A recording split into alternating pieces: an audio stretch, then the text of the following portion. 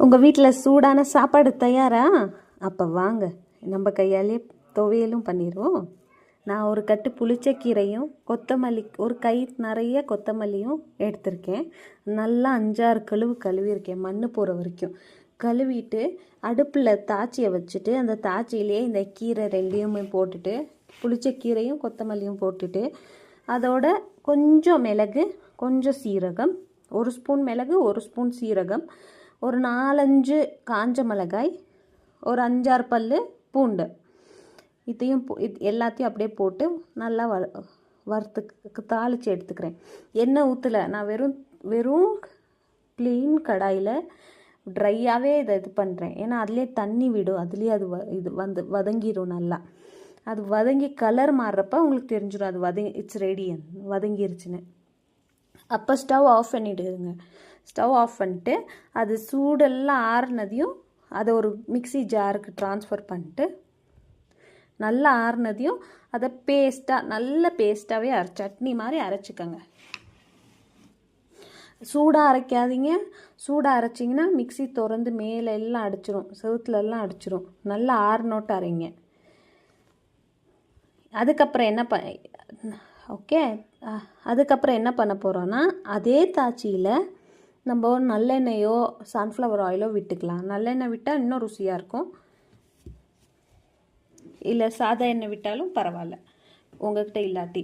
நான் இங்கே நல்லெண்ணெய் தான் யூஸ் பண்ணுறேன். நல்லெண்ணெயை ஊற்றிக்கிட்டு அதில் கொஞ்சம் கடுகு, 1/2 ஸ்பூன் கடுகு, 1/2 ஸ்பூன் உளுந்தம்பருப்பு, 4-5 கொஞ்சம் 1/2 ஸ்பூன் கம்மியாகவே சீரகம், இதை போட்டு நல்லா வறுத்துக்கலாம்.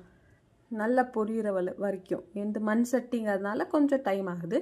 நீங்கள் எது வேணால் யூஸ் பண்ணலாம். மண் சட்டியாக இருந்தால் கொஞ்சம் ஃப்ளேவர் நல்லா வரும்.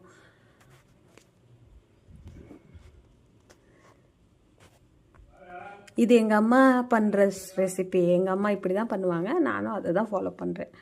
இது நல்லெண்ணெய் ஊற்றினதுனால அந்த நொர மாதிரி வருது, அது பரவாயில்ல. ஸோ இது நல்லா காஞ்சி நல்லா பொரிஞ்சதையும் கொஞ்சம் லைட் கோல்டன் ப்ரௌன் வரட்டும் உளுந்தம்பருப்பு. அந்த ஸ்டேஜில் நான் திருப்பி ஒரு பூண்டை உரித்து குட்டி குட்டியாக வெட்டி வச்சுருக்கேன். அப்புறம் அதோட காஞ்ச மிளகாய் 5-6 காஞ்ச மிளகாய் நான் அரைக்கவும் போட்டுக்கோங்க. நான் அரைக்க போடலை, அதனால இங்கே சேர்த்துக்கிறேன். அங்கேயும் போடுங்க, இங்கேயும் போடுங்க. இது கொஞ்சம் புளிப்பு அதிகமாக இருக்கிறதுனால காரம் இருந்தால் புளிப்பு கொஞ்சம் குறையும் கீரையிலேயே. அதோட வெங்காயம், ஒரு மீடியம் சைஸ் வெங்காயத்தை போடுறேன். நீங்கள் சின்ன வெங்காயம் போடுங்க, அது இன்னும் ருசியாக இருக்கும். 2-3 ஒரு வெங்காயத்தை 2-3 வெட்டி சின்ன வெங்காயத்தை போட்டிங்கன்னா செம்மையாக இருக்கும். இது நல்ல வறுபடட்டும். கோல்டன் ப்ரௌன் ஆனதையுமே நான் அரைச்சி வச்ச இந்த க்ரீன் பேஸ்ட் இருக்குல்ல, புளிச்சக்கீரை, அதையே இதில் கொட்டுறேன்.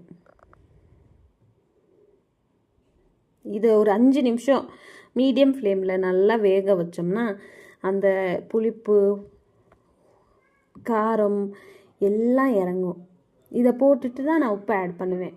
இன்னும் இந்த ஸ்டேஜ் வரைக்கும் நான் உப்பு ஆடே பண்ணல.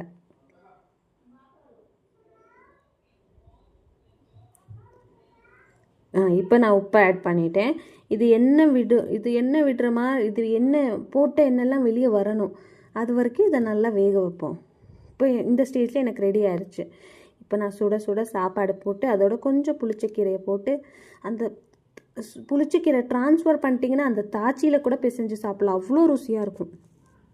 இதை நீங்கள் ஒரு வாரம் 10 நாளைக்கு கூட வச்சுக்கிட்டு சூடாக சாப்பாடு சமைக்கிறப்பெல்லாம் செய்யலாம். ஜஸ்ட் 15 மினிட்ஸில் ரெடி ஆகிடும். ரொம்ப மெனக்கட தேவையில்லை. Very simple recipe.